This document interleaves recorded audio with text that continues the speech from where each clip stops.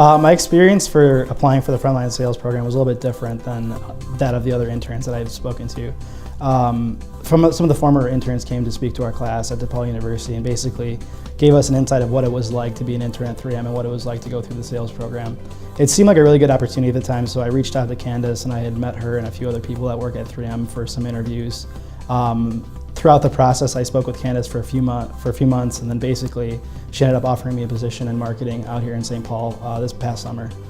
I think during the program it was really, really enlightening to see a lot of the people that have been here for 30 years, been here for 20 years, and that kind of still believe that 3M is one of the best companies to work for. When I started seeing that and I started believing these people, it's kind of hard to not take somebody with that amount of experience, what they say, it just says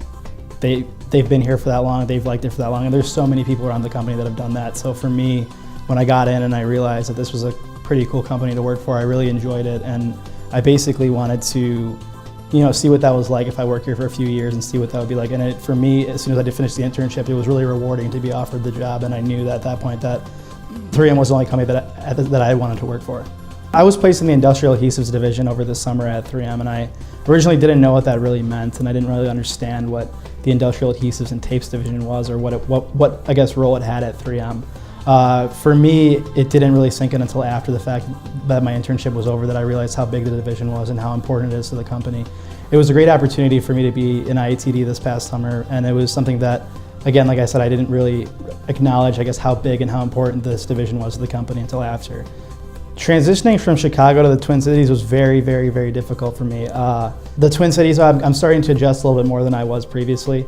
This past summer was a little bit of an experience to just go out and see what a new city is like versus, I lived in Chicago for the 4 years leading up to the internship, and I was able to